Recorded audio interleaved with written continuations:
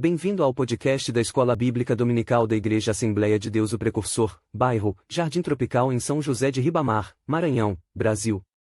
Hoje, vamos refletir sobre a lição 11, texto áureo. Respondeu, então, Pedro, pode alguém, porventura, recusar a água, para que não sejam batizados estes que também receberam, como nós, o Espírito Santo? Atos capítulo 10 versículo 47, verdade prática, o episódio da igreja hebreia na casa do gentil Cornélio demonstra que Deus não faz acepção de pessoas. Olá, bem-vindos a mais uma conversa.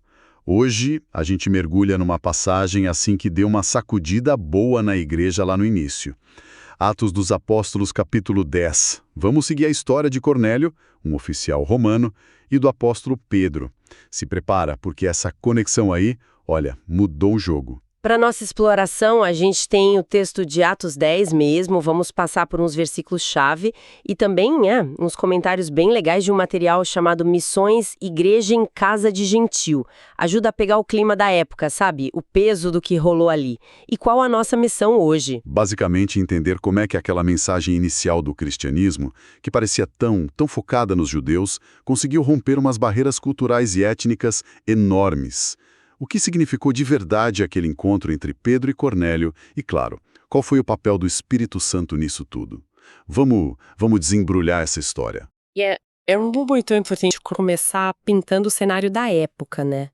A igreja, no seu comecinho, era quase que exclusivamente judaica.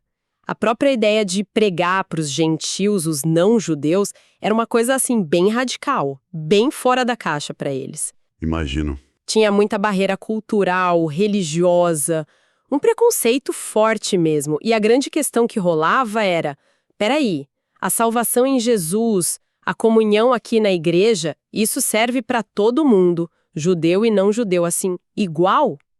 Era uma tensão real, sabe? Bem palpável. Exatamente. E bem no meio dessa tensão toda aparece esse cara, o Cornélio. O texto de Atos diz que ele era um centurião, romano, lá em Cesareia, da tal coorte italiana. Mas o interessante é como ele é descrito, né? Piedoso, temente a Deus com toda a sua casa, que fazia muitas esmolas e que orava continuamente. Poxa, um sujeito dedicado, buscando Deus do jeito que conhecia. Só que, e aqui está o pulo do gato, essa busca toda, essa bondade, por si só, não era o pacote completo para a salvação, entende? Ele ainda precisava ouvir a boa notícia, a mensagem específica sobre Jesus Cristo. E é justamente aí que a coisa toma um rumo inesperado. Uma intervenção divina muito clara. Cornélio tá lá, era tipo umas 3 da tarde, e ele tem uma visão. Um anjo aparece, fala que as orações dele, as esmolas, foram notadas por Deus. E dá uma ordem bem direta. Manda buscar um certo Simão Pedro, que tá lá na cidade de Jope. Direto assim? Sim, o recado era claro, Deus estava de fato abrindo a porta para os gentios entrarem na igreja. E olha que interessante, o anjo não prega o evangelho para Cornélio. Não. Não, ele só manda buscar Pedro. Isso já mostra um padrão, né? Deus geralmente usa pessoas para levar a mensagem dele. Caramba, que direta a ordem do anjo.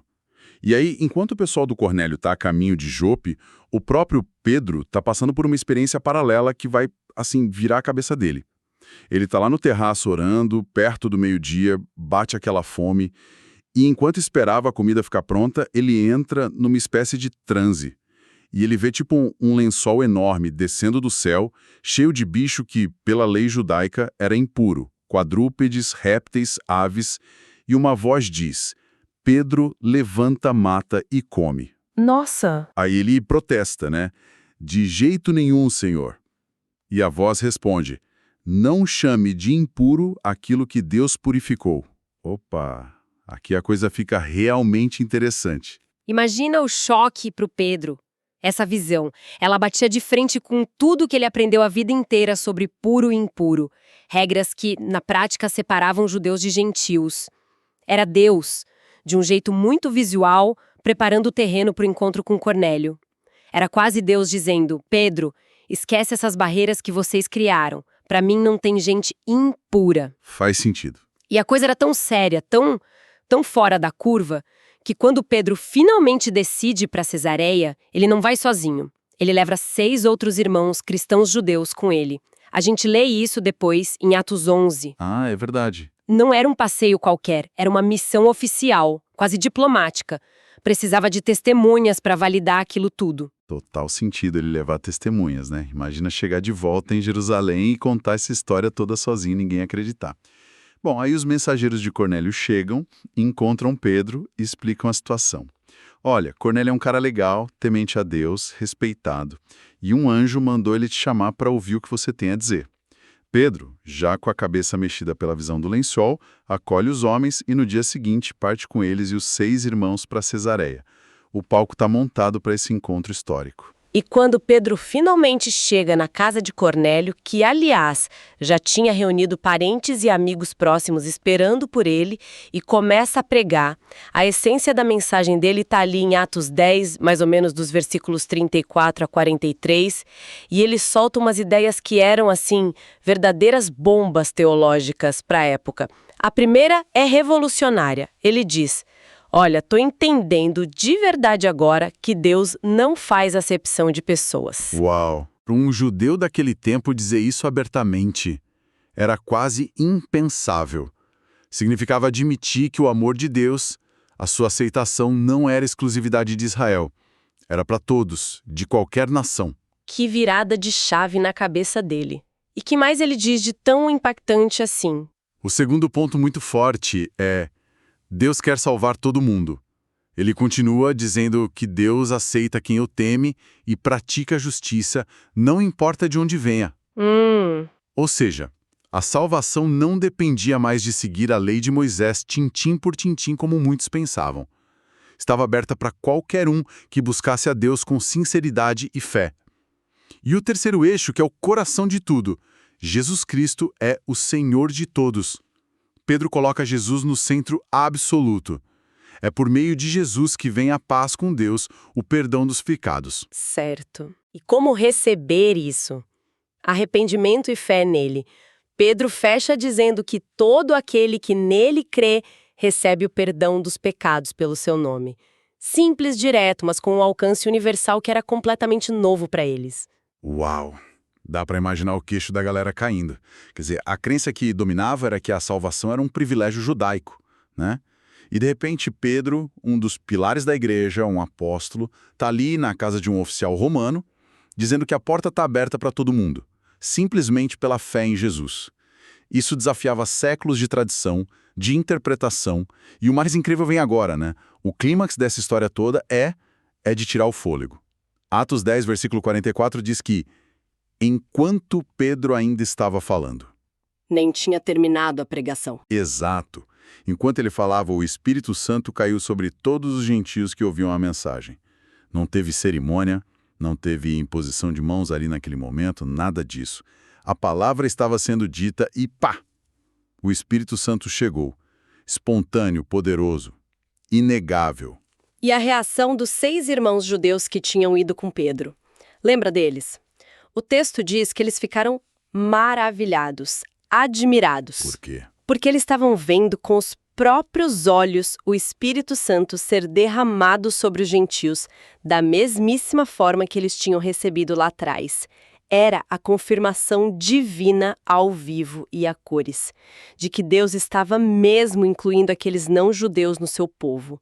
Era a prova final de que a mensagem de Pedro estava certa e que Deus estava naquela ação. Mas como é que eles sabiam que era mesmo o Espírito Santo? Era só um sentimento, uma emoção forte? Não. Era mais concreto que isso. O versículo 46 explica a evidência, pois os ouviam falando em línguas e engrandecendo a Deus. Ah, então teve uma manifestação clara. Exato. Era algo que podia ser ouvido. Falar em outras línguas e louvar a Deus era justamente o tipo de manifestação que tinha acontecido lá no dia de Pentecostes, em Atos 2, quando o Espírito desceu sobre os discípulos judeus. É um padrão que a igreja reconhecia. Era a prova, vamos dizer, auditiva e visível de que a fé daqueles gentios era genuína e que Deus os estava aceitando plenamente, do mesmo jeito que aceitou os judeus. Poxa, com uma prova dessas não tinha mais o que discutir, né? Pedro sacou na hora. Tanto que ele pergunta ali: porventura pode alguém recusar a água Isso. para que não sejam batizados estes que, assim como nós, receberam o Espírito Santo? Era uma pergunta retórica, né? Claro que não podia. Se o próprio Deus já tinha dado o selo de aprovação do Espírito, quem seria ele para negar o símbolo externo da entrada na comunidade, que era o batismo? E aí ele manda batizar Cornélio e todos que estavam com ele em nome do Senhor Jesus. Ali, naquele momento, nascia oficialmente a primeira igreja na casa de um gentio. E é importante notar que esse evento não foi um caso isolado, sabe? Desconectado de tudo. Ele se encaixa perfeitamente em promessas maiores de Deus que já existiam. Aquele derramamento do Espírito sobre toda a carne que o profeta Joel tinha anunciado e que o próprio Pedro citou lá no Pentecostes dos judeus. Sim, lembro disso em Atos 2. Estava se cumprindo ali de forma ainda mais ampla. E também era a tal bênção de Abraão, aquela promessa feita séculos antes, chegando finalmente aos gentios através de Jesus Cristo, como Paulo explicaria depois para os Gálatas. A promessa do Espírito sendo recebida pela fé. Faz todo sentido. E essa história de Cornélio, ela teve um peso enorme mais pra frente, não teve? Eu lembro de ter lido alguma coisa sobre um concílio, uma reunião importante. Exatamente. Anos depois rolou uma treta grande na igreja. Alguns cristãos que vinham do judaísmo começaram a insistir que os gentios que se convertiam precisavam seguir a lei de Moisés inteira, incluindo a circuncisão. Ah, velha questão voltando. Pois é. A coisa ficou séria e eles convocaram uma grande reunião em Jerusalém, o famoso Concílio de Jerusalém, que está registrado lá em Atos 15. E adivinha quem levantou para defender a liberdade dos gentios em Cristo? Pedro. Pedro. E qual foi o argumento principal dele? Justamente a experiência na casa de Cornélio. Ele contou tudo de novo. Como Deus deu o Espírito Santo aos gentios do mesmo jeito que deu aos judeus, mostrando que Deus os aceitou pela fé em Cristo sem exigir as obras da lei. Foi um argumento decisivo naquela reunião. Que impacto gigantesco! E isso nos leva direto àquela verdade prática que o nosso material de apoio destaca, né? Deus não faz acepção de pessoas. Ponto. Exatamente. Essa verdade, que foi demonstrada de forma tão dramática lá em Cesareia, continua sendo um desafio constante para nós hoje. Contra qualquer tipo de preconceito, seja racial, cultural, social, o que for. O comentarista Meyer Perlman, que é citado no material, até lembra de outros textos importantes, como Atos 17, que diz que Deus fez toda a humanidade a partir de um só homem. Certo. E Gálatas 3, que afirma que em Cristo não existe mais judeu, nem grego, escravo nem livre, homem nem mulher, porque todos são um nele. A proposta do Evangelho é de uma unidade espiritual que vai além dessas divisões que a gente cria. E tem um outro ponto interessante que o comentário levanta sobre o método de Deus, né? Embora Deus possa usar anjos e visões, como ele fez aqui de forma excepcional para quebrar barreiras enormes, foi um caso especial mesmo. O jeito normal, o padrão que ele estabeleceu para as pessoas serem salvas é ouvindo a mensagem pregada.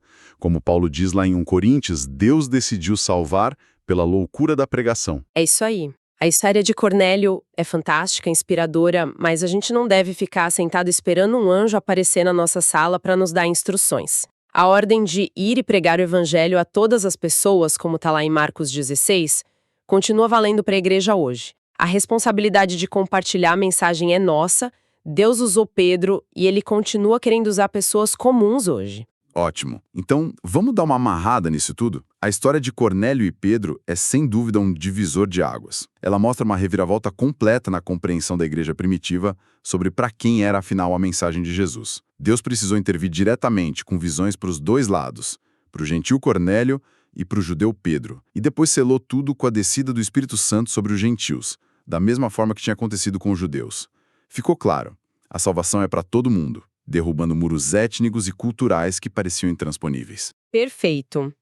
O coração dessa história toda é a graça e o amor de Deus, que não cabem numa caixinha, não são para um grupo VIP.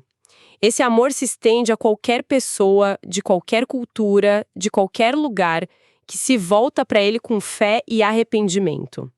O que aconteceu na casa de Cornélio não foi só a conversão de uma família romana importante.